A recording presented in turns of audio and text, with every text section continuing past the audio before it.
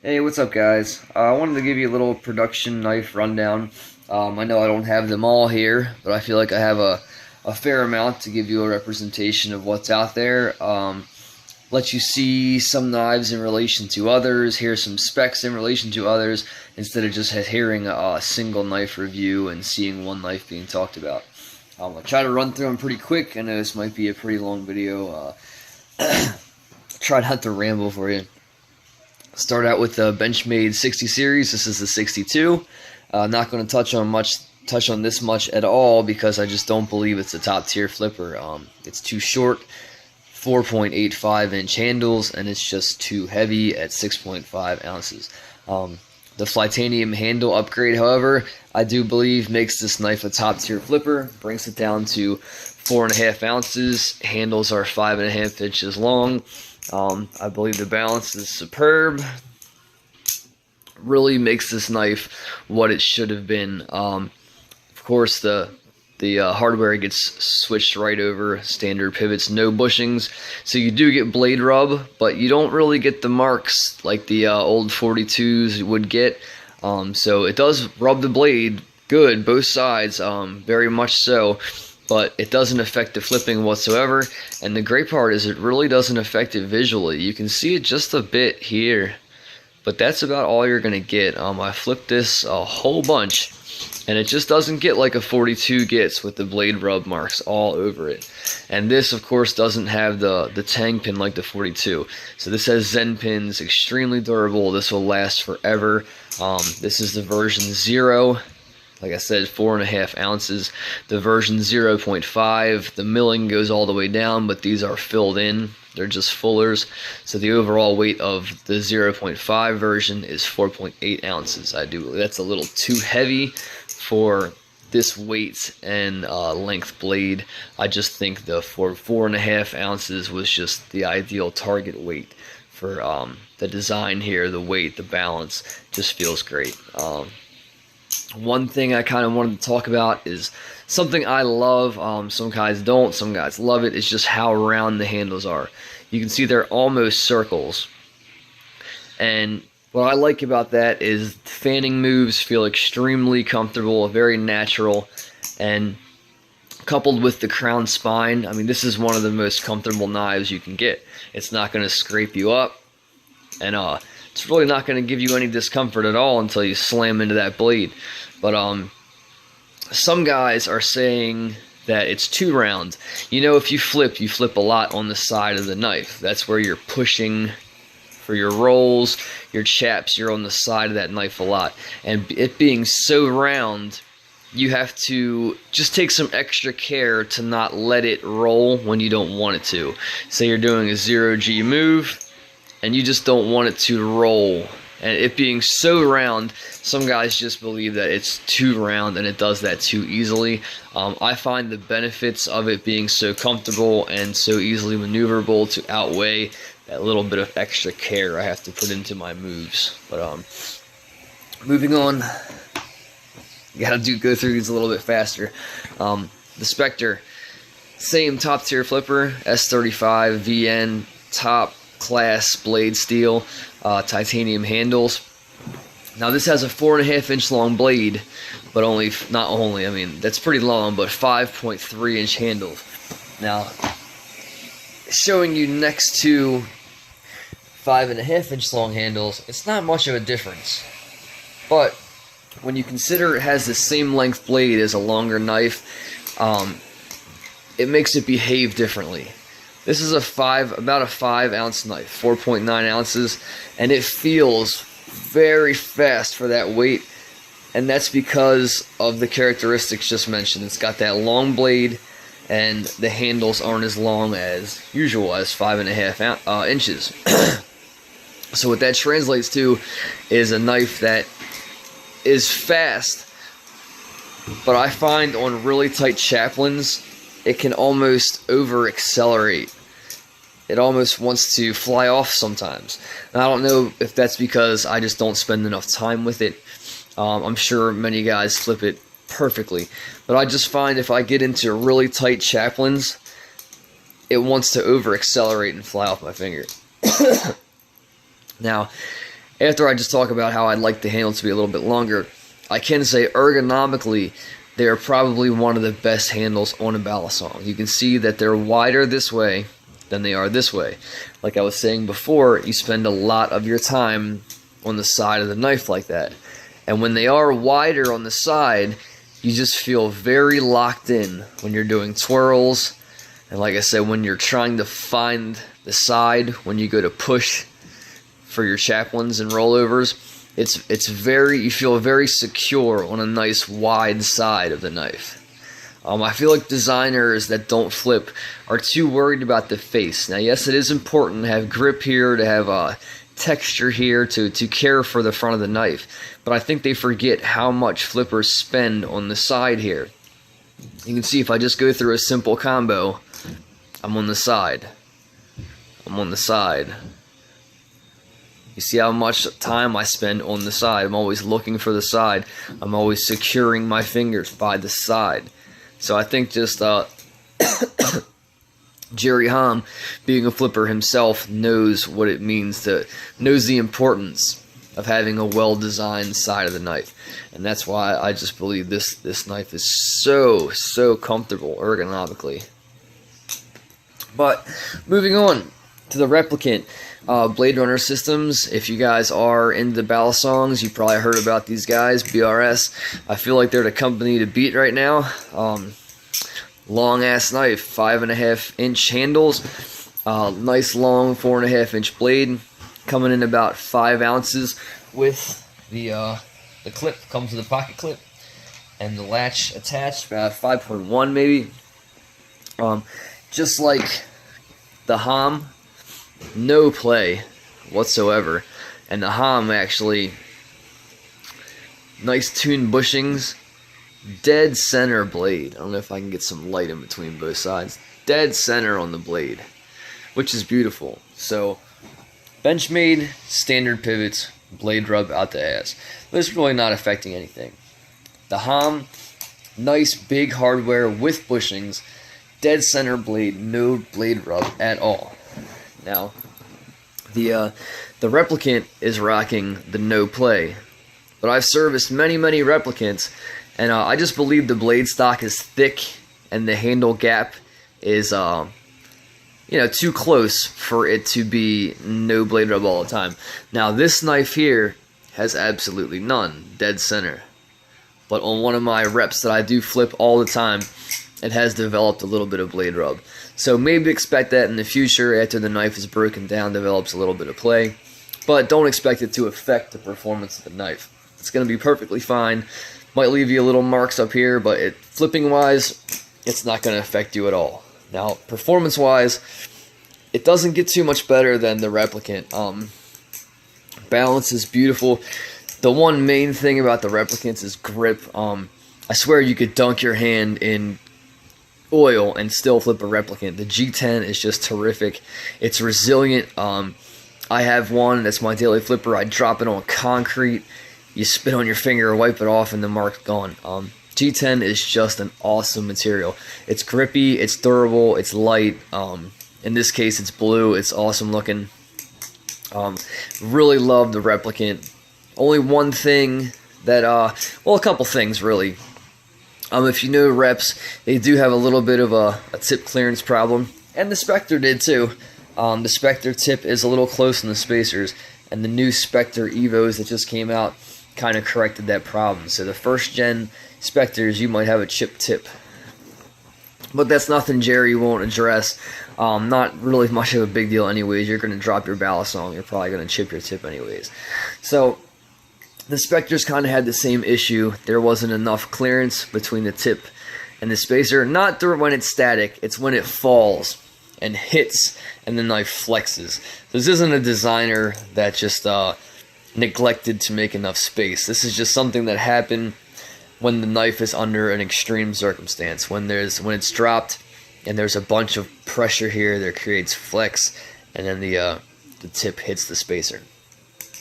But just like Jerry, BRS will address that problem if you do have it and you want it corrected. But of course, that is one of the complaints that I have about it. Another is it's a whole lot of meat on the end of this blade. Now I know a lot of guys may like that. It makes the flipping feel very balanced. It makes the balance point very high, close to the pivots. Now, some guys like that. Some guys think it makes the knife feel a little bit sluggish. They like a little bit lighter blade. That's where the preference comes into play in the Balisong game. But me personally, I like a little bit of weight off my Replicant blade. I like the feel of a little bit more weight in the handles and the blade. So I had one reground into like a recurve buoy harpoon kind of grind here, which I really like a lot. And I believe it livened it up very much. I like the feel of it a little better now. It feels more typical. It's got more of a typical balance point. It's a little bit lower where more Balisong's balance point is. To me, it feels better. Not to take anything away from the stock Replicant, I believe that's one of the best Balisongs for flipping that are out right now on any end of the scale. If you're just starting, get a Replicant. If you've been flipping for 10 years, get a Replicant, please. They're amazing. Same company, BRS. I got a 1.0, a modified 2.0, a 3.0, a modified 3.0. You can see I really love the Alpha Beast. The 2.0, the 1.0 have the smaller hardware if you are looking for them. And they also have the halfway hidden tang cups here where it doesn't go all the way through. They're just halfway machined, and that feels great when you're doing chaplains because you really can't even feel the tang cups. But they do come with these tiny little pivots here, which do have bushings, so the play is reduced, but because they are small, a 1.0 and 2.0 Alpha Beast will develop some play on you. They're not going to be like the larger hardware knives and have no play for pretty much their whole lives. These will develop some play on you, and some guys like a little bit of play. But those hidden tang cups are really great for comfort, because you can't feel them at all. Another about 5 ounce knife, balanced extremely well, very thick blade stock. So again, like the Replicant, BRS likes to have a little meat in their blade, and it does give you that more balanced feel to the knife.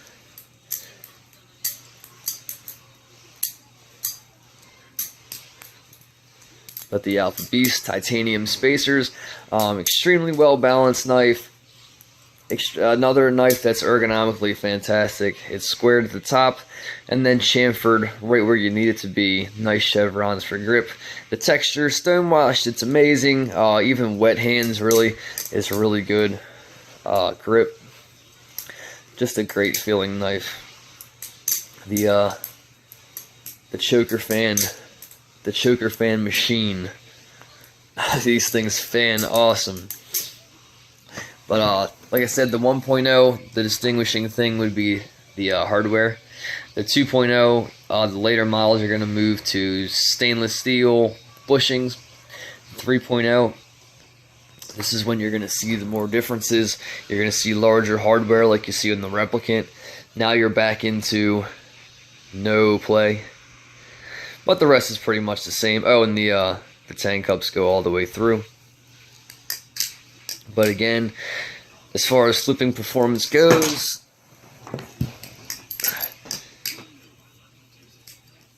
absolute peach to flip.